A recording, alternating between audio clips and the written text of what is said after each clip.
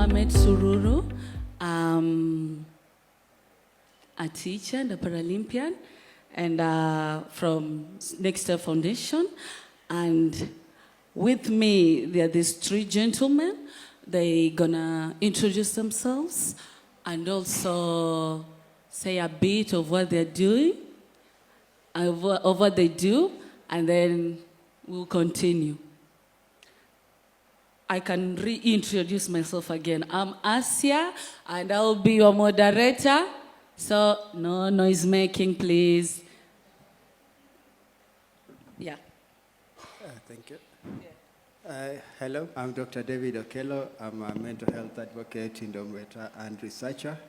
I'm with Hemafric Consulting, and we do innovations for mental health care, digital and AI-powered. I'm also a fellow of the Royal Academy of Engineering, UK. Thank you. Hi, everyone. Hi. So I'm Mark, currently at the Next Step Foundation, working a lot on AI, and especially what you should say to AI and what you should not.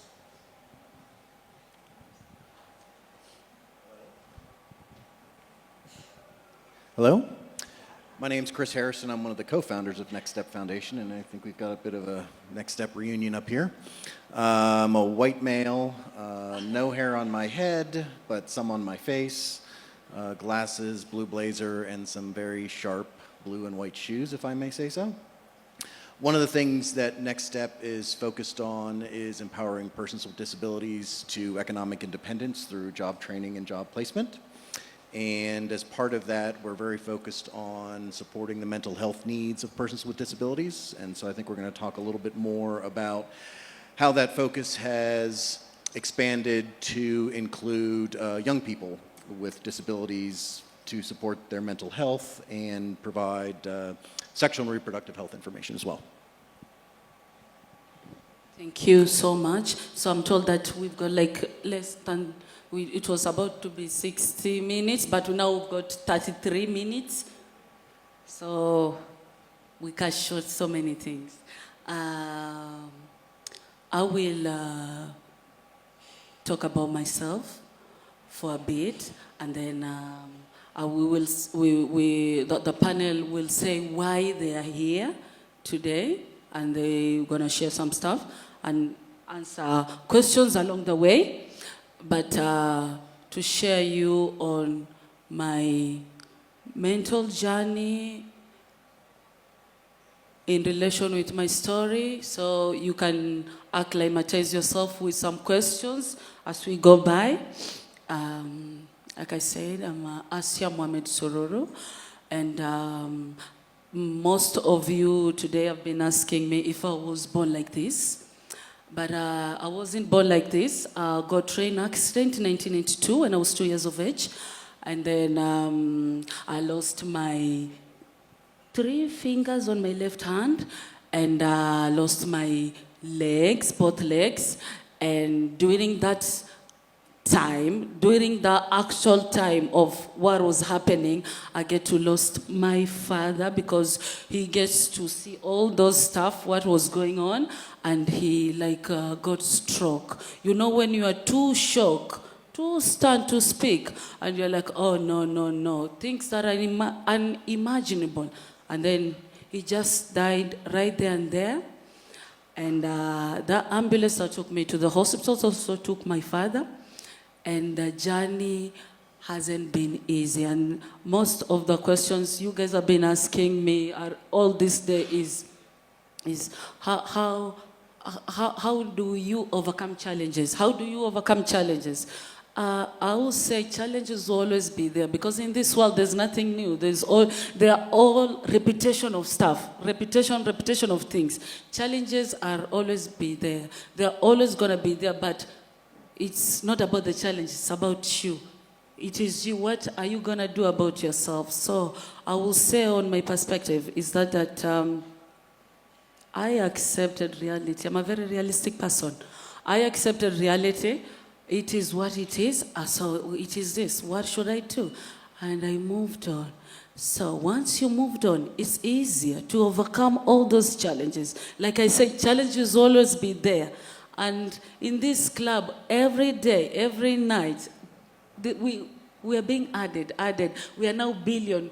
We might end up trillion. You just don't know. Every day, somewhere is being disabled right now. It's getting a disability, maybe through accident, through something. So it's not about overcoming challenges. You start with yourself. Oneself is accepting reality. Yes, I've got no legs, I've got 7 fingers, and what am I going to do? Asasia Mohamed Sururu. So that was me. Once I understood myself, it was easier for me to overcome everything that comes my way. So that is briefly about myself. You get to have questions later after each panels. After each panel, I say why are we here today? It's not chat box, not chat GP like in the morning.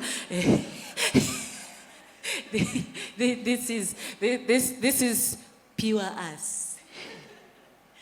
Okay.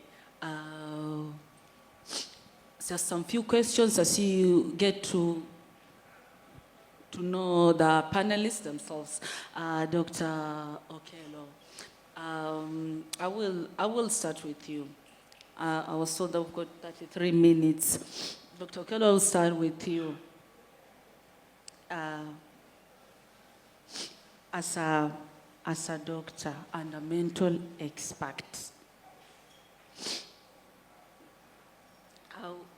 as a doctor and a mental expert, what are the key opportunities and potential risks of integrating AI into mental services within Kenya public health and community health or educational system? Thank you. Now let me start by, I work at the intersection of disability and mental health, and I do understand the stigma that comes with being different. I got into this space after getting a diagnosis of bipolar disorder and put on antipsychotics. Then as I was on those, I found myself gravitating towards music, and not just any music, but binaural beats. And listening to these binaural beats, I was able to get wind of antipsychotics, and I've been able to manage my condition. And further research on this work led me to persons with disability, more specifically the neurodivergent conditions. Binaural beats helps them to relax so that they are able to reduce on the meltdowns, and we are also able to taper down on their medication. And when this goes down, we have better mental state. Now, technology makes mental health services accessible, because we have a few psychiatrists and other mental health professionals compared to the population's demand. So now AI and digital technology is able to bridge this gap. And bridging this gap, it makes the service available to you even beyond the therapist's office. So now the opportunities that technology brings is, one, early diagnosis.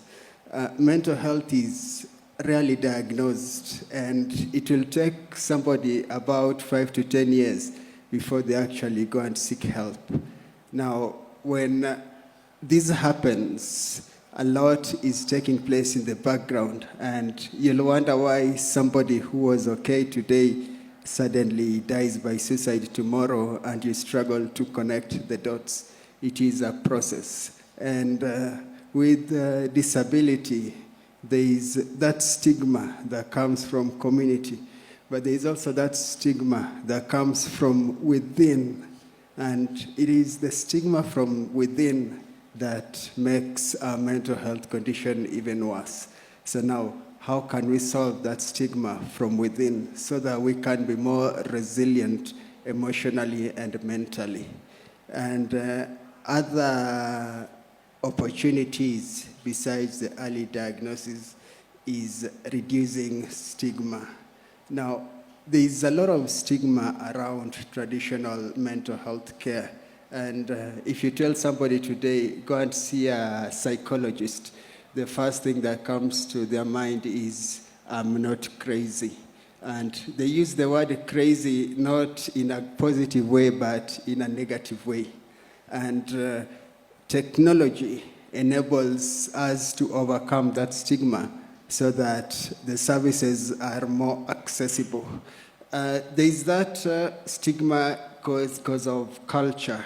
And within society, if you ask an ordinary man, can you go and see a psychologist?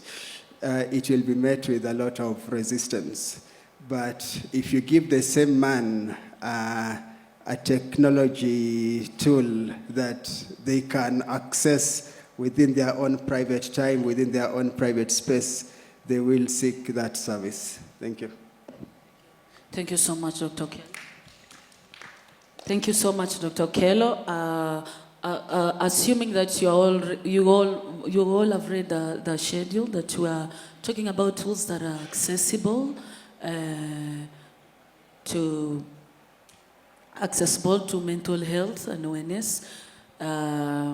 And that's what Dr. Okello was talking about. I hope you all understood what he said. Later after all panels have talked, we will have some questions from you guys. Okay. Mark, so as an AI expert, how do I phrase this? As an AI expert, what is your experience? What is your experience like in relation with your life? In relation with your life as a person living with disability? Okay, so again, to start with, I'm Mark. To my visually impaired community, I'm in a wheelchair. I'm quadriplegic. That means I have partial paralysis of my hands and complete from the chest going all the way down. So, and also today I'm wearing all black from my the thingy I've worn inside, and black trouser and black shoes. My wheelchair is black, and I have a pink shirt, and I have what is it called? I have afro. So so my journey. I got a car accident actually 3 years ago, 5th of December 2021, and became a quadriplegic. I know, yeah, yes, happened so fast. So, and we're here. So during that period, a lot was going on in my head. First of all, the change that happened so drastic, and I was in my 4th year at the University of Nairobi, pursuing economics and sociology, and I had to figure out my way. So I've gotten the accident. What next? So found my way into tech and AI, and what I can say now for me, tech and AI, it's accessibility. I don't think without it I'd be where I am today. And also on my mental health journey, it has played a huge part. Before I joined the Next Step Foundation, I used to play a huge part in a lot of medical trials. There's an app we tried with another hospital, I think it's in the US, where we had virtual therapy sessions with real humans. And joining Next Step with now my knowledge and expertise, which I've taught myself on the AI, I've gotten to expose myself to all these tools, and now it has, how do I put this? it has helped in, I can say to some level, stabilizing my mental health by one, giving me at least some level of independence, thus a level of certainty, as some of the mental health challenges that us young people tend to have, it's because of uncertainty. And with the changes in both economy and also the stigma around all this, you'd find us going to all these tools. I'd say like the current ones we're having, that is ChatGPT, Gemini, and the rest, as our like companion and solution in times maybe you're feeling lonely. But for me, I'm not going to that level. I didn't get there because I did accept it so fast and seek sessions from actual therapists. And the queues were too long, and also there are some things you couldn't tell the person because again, your privacy and all those things. And AI, it's a place that AI can and would bridge. Yeah, so I don't know how. Yeah. You are right on track. You've got 1 minute. Oh, okay. So with all these tools going on, it's time. It's and also maybe it's something I wanted to put across is that again what Dr. Okello said, that it's helping in early diagnosis. As someone who got a diagnosis like a few weeks ago of another condition, I tried to engage the tools I've been interacting with, and guess what? They told me something close to whatever my psychiatrist had told me. So I think it's a bridge that it's actually, it's a gap that AI and tech it's actually bridging. And but I'll put a disclaimer that there are some things we are already telling AI we are not supposed to be telling it. And I think it's maybe on this session I'll mention a little bit about that, and also should be having a session on talking of how you're supposed to interact with all these tools and what you're supposed to share and what not. But for me, I already am really exposed and I have shared a lot with AI. I know I've done all that and it's risky, but I'm here to help you not do what I've done, just for your own good. Thank you so much, Mark. We've got a practitioner, very skilled one in Tumaini. Tumaini is upcoming app that for health mental, and Chris there is gonna tell us all about it in more detailed way, and then we'll share some of the tools that I also use them, and then we will have questions from you guys. Chris, take it away. Thank you, Asia. So hopefully we have some screenshots of the app that we can show here in a minute. So the journey began, as I mentioned, the foundation is focused on empowering persons with disabilities to achieve economic independence through meaningful employment. And one of the things that we discovered in talking with some of the corporate partners who had employed our participants was that they lacked self-confidence. They didn't ask questions, maybe they didn't do well with constructive criticism, had trouble working in groups. And so we looked at the way we were doing our job readiness training to focus more on confidence. But we'd had a relationship with a school in Thika called Joytown. Asia went to Joytown. I think 3 of our other employees went to Joytown. Yes. Joytown's a school for kids with physical disabilities here in Kenya. And so we went to Joytown and said, would you guys be interested if we tried to do a mental health intervention with your students so that we can address their mental health needs at a younger age, before they come into our training programs.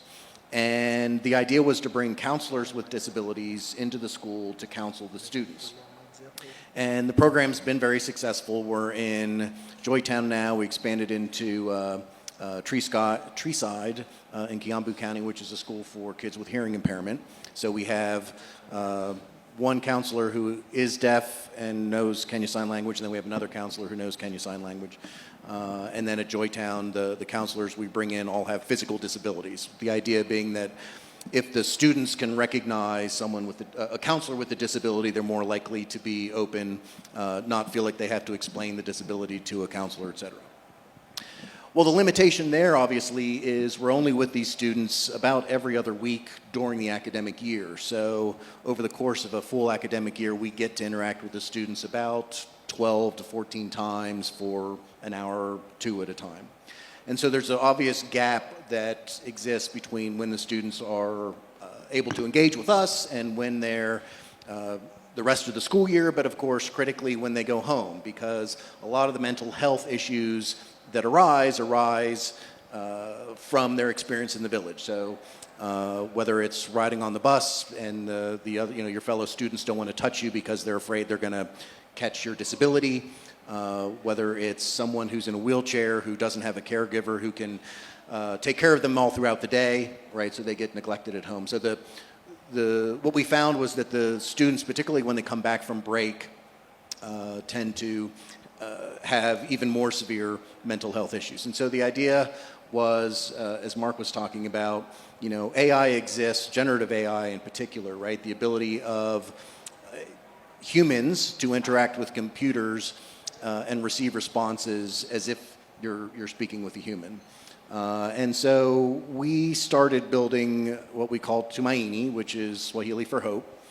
It's a mental health chatbot that also provides sexual and reproductive health. It is targeted specifically for students with disabilities. We started off with a prototype that was just, so if you're technically minded, it's just a wrapper that's built on top of ChatGPT. We did that intentionally because we really just wanted to get it in the hands of some young people with disabilities to get their feedback, to see if they would use it, to see what kind of questions they would ask. Based on that initial feedback, we've now migrated over to a different large language model as the foundation. So if anybody from Kenya might have heard of a company called Jacaranda Health. So Jacaranda Health deals with maternal health issues.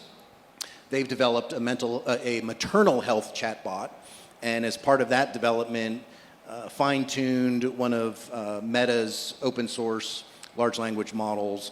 I believe they call it Uzila Llama. So it's a large language model trained on Swahili, which means that students can speak to the Tumaini chatbot in Swahili or in English and get responses back in that same language. One of the exciting things about where we are with AI is that there are more and more language models being developed in what are referred to as low resource languages, so languages that don't have a lot of content online in that language, which unfortunately is most languages in Africa. But the technology is getting to the point now where more and more African languages are going to be available as a foundation model for apps like Tumaini to provide mental health support. There are quite a number of challenges, some we knew, some we didn't, about having a mental health chatbot. Obviously, safety is a huge concern because you're talking about young people, you're talking about their mental health issues, you're talking, we provide sexual and reproductive health as well. So we really need to be careful in terms of setting up guardrails for what the chatbot can and can't say. One of the things we weren't really, an unknown at the beginning. When we've had experience in this in the past, if you wanted to tell the chatbot, okay, there's certain words that we don't want you to use. So it's called a blacklist. Don't use these words. Well, one of the things we found when we had this first group of students is these are young people. They don't know technical terms, particularly around sexual and reproductive health. So they're talking to the chatbot like they talk to their friends. Well, we need to be conscious of when we give a response, you know, if you start using very clinical medical terms, right? If the young person doesn't understand those terms, you're not giving them information that's useful. Well, that then creates lots of problems because words that you would other say to the chatbot, hey, don't use that word, right? Now all of a sudden you have to come up with a context in which it's okay to use that word and context in which you don't, right? So it's okay if you're using a colloquial term to refer to genitalia, for example, if the student is asked a question about reproductive health, but not okay to use that same term if a student is using it as a pejorative to refer to somebody else. So lots of challenges around the bot, but so what you've got up on the screen now is the home page. So we built it initially just as a web browser. It's the fastest and least expensive way to get something like this launched. We're in the process of making it mobile friendly, as well as the ability to interact through WhatsApp so that people who can't afford data can still interact with it. So this is just the home screen, and if you go to the next slide, so it's maybe hard to read, but Asia, can you read that, the Swahili? Yeah.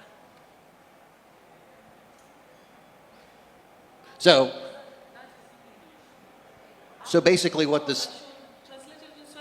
Yeah, so that's it. So in the dialog box there, you've got the Swahili version of what can I do to reduce negative thoughts? I was going to try and read it in Swahili, but nobody wanted me to do that.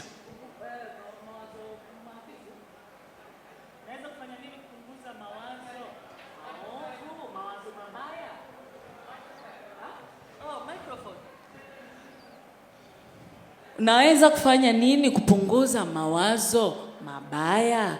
Mawazo mabaya, yani yale mawazo ambayo yanakuletea shida kwa akili. Unaweza kufanya nini kuyapunguza? Swali hilo. So if we go to the next slide. Okay, so if you see up top, that's the response from the chatbot in Swahili. And I've provided the English translation below. Candidly, I would say this response is about a C, C minus. One of the other things we are actively doing now is what's referred to as fine-tuning the model. So you ask the model a lot of questions and then you judge the answers and tell the model which answers are good and which answers are bad. We're also in the process of loading additional mental health specific and sexual and reproductive health specific information around disability so that the model has more information to draw from. But this is just an example of one way in which a young person with a disability might interact with Tumaini. Thank you so much, Chris. To add on those tools, I personally use one of those accessible tools called 4C. 4C is for mental awareness, and it's not a Kenyan-based one, but it's a nice one, very much accessible. Live therapists there. I also run my own segment there at 8 p.m. to 8:30 every Wednesday, and it's for mental awareness. So my segment is all about mindful moments. If you want to join, just Google 4C, or if you want it, you can text me. I'll send you a link. You go in. And there is also another one, Kenyan-based. It's called Akili Bora. Have you ever heard of Akili Bora? There is one. It's called Akili Bora, and it's a nice one, but I haven't used it, I personally. But it's a nice one. It's really a nice one. From those who have used this, they say it's a nice one. And the floor is yours. Any questions? Yeah. Yes. Lady in red. Yes.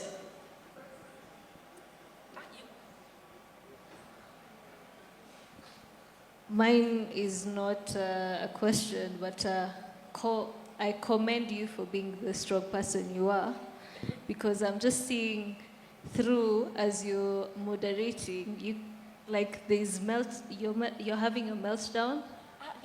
No, I'm not having a meltdown. I've got something. Something enters my eye when I was passing by, so it's really disturbing. And it's now I've got like a flu. So that's why. No, I'm not having any mental down. Ladies and gentlemen, I'm not having mental down. I was walking by and from the DH, and I was walking by, something enters my eyes, and it has been like this. It has been like this the whole time. It has been like this, but I'm not having mental down. Okay. So since I'm already in red, today I decided to wear the Kenyan T-shirt because yes, of course I'm a Kenyan. Yeah. And I'm also autistic. For us, neurodivergents, we have issues having a safe space in the mental health community. Reason being is most of us don't know how to communicate our feelings because of like our traits. Us having autism, because we have issues communicating. How then do we enter into your world of AI to actually promote the awareness on mental health? Because we have anxiety disorder, of which I also have. I have ADHD, recently got diagnosed. The two of them actually come together, autism and ADHD. And there's also a lot to do with mental health. But I think because of the few people like myself that really don't, the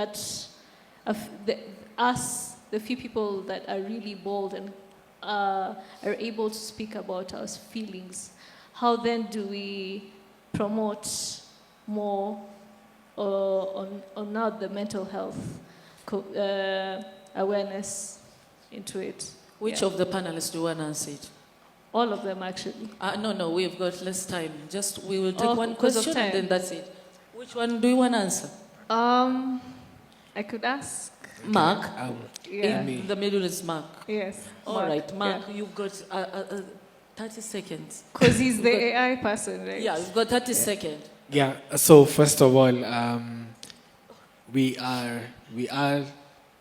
have worked on a curriculum that's teaching people how you're supposed to engage with AI, and one thing I've come to pick up is that as much as there's a lot of unbiased in AI, if you let the tool know you have a certain disability as you engage with it, or maybe like you let it know, like I have anxiety disorder, or maybe I have ADHD, it's actually going to curate and tailor responses to you. In case you're having a conversation and you go off track, it's actually going to bring you back, like we were talking about this, and it keeps you on track. So for my case, I got ADHD. My psychiatrist was telling me he's picking up a bit of ADHD from a conversation we were having. So today in the morning, I decided, let me talk with my Gemini and know what Gemini thinks. I had a chat, I would want to show you, but not now. I had a chat with Gemini, and I asked Gemini, like, what do you think from the conversations we were having? What could you be picking up? And Gemini told me he's picking up ADHD and gave me several reasons why. You know, I've never told Gemini I have this, but he was picking up ADHD. But I'm supposed to see a psychologist so that we can do like the test, which, come to think of it, it's something Tumaini can do, like to run those tests based on whatever you are feeling and whatever you think or whatever is going on in your head.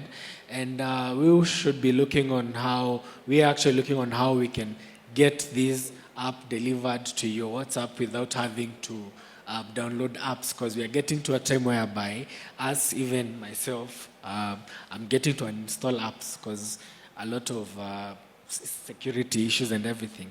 So if we can deliver it to your WhatsApp, accessible. Yeah, with Okay, just a short message. Thank you so much, Mark. Time is not with us. We could take more questions, but what you could do. I have a question from our watch party in Botswana. Oh, just a minute. Okay. We could take more questions, but we've got six. Time is not on our side, please. Time is not on our side. Please, Yes. can I go ahead? Okay, so the question from our watch party in Botswana is they're asking about your professional stance on the marriage of people with intellectual disabilities, and whether they can or should marry, and the impact this has on their social rights and social isolation and mental health. Any views from the panel on that topic? Thank you. Can you repeat the question, please? I can. It's about the marriage of people with intellectual disabilities, and in some countries it's not allowed. What is your view on that, and the impact of social isolation that this may cause, and the impact on their mental health, people with learning disabilities? Thank you for your question. Mental health is not cured in isolation. So the policy in Botswana is rather discriminatory and reminds me of the time when persons who are with HIV were not allowed to marry. And that isolation increases stigma, and it worsens your mental health. So from my opinion, we should be advocating for persons with disability to be able to enjoy social companion like any other human being. Thank you. Thank you. Any more adds up from the panelists, or that's it? Regarding the questions? Okay. Lady in specs. Yes, go ahead, please.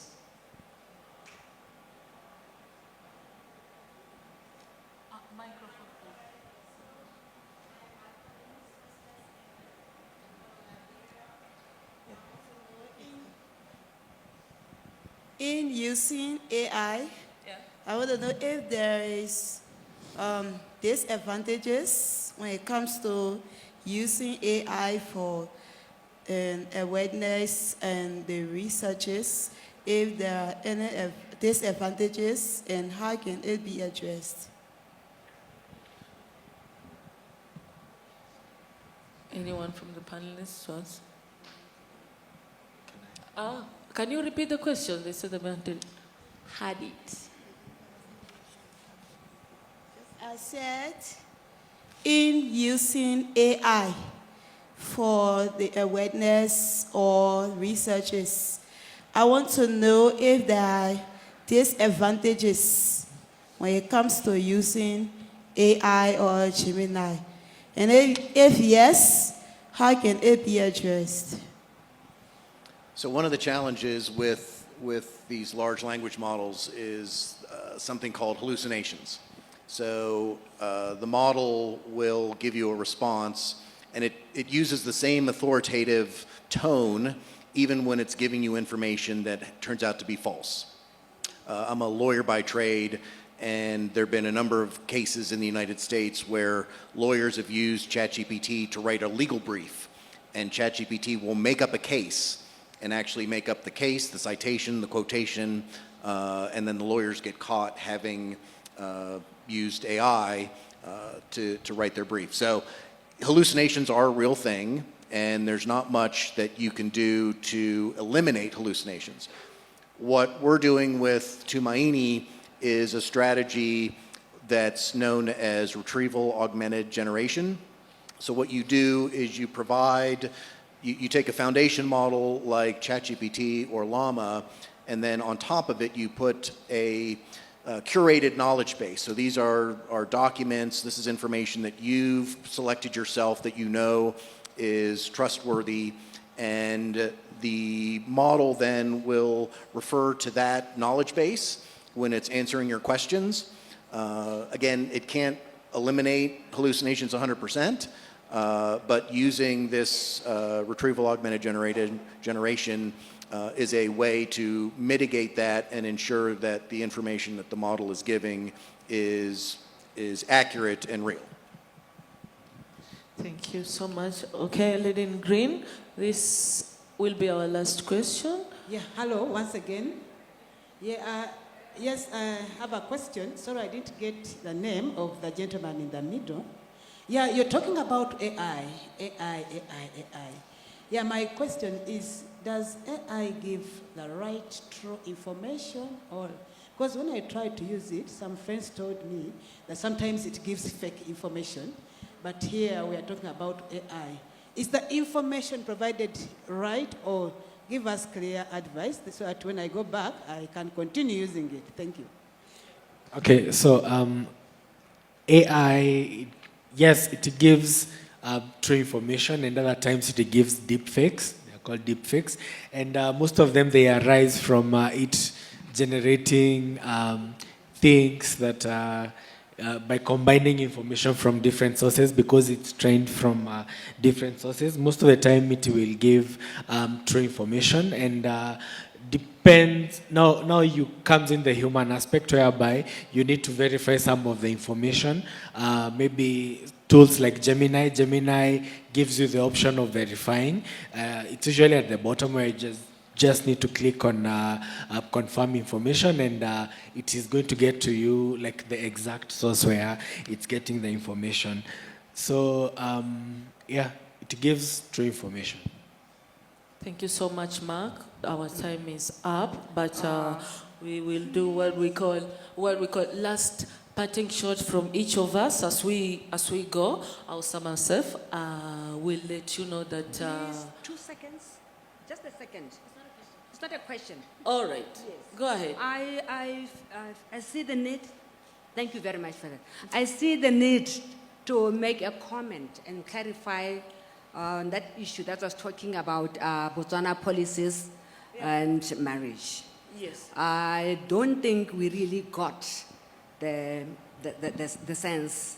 It was a question. What's your opinion? Because there are certain policies elsewhere, not that, it's just that the person was from Botswana, okay, that say they cannot marry people with intellectual disabilities. So the question was, what's your view on that?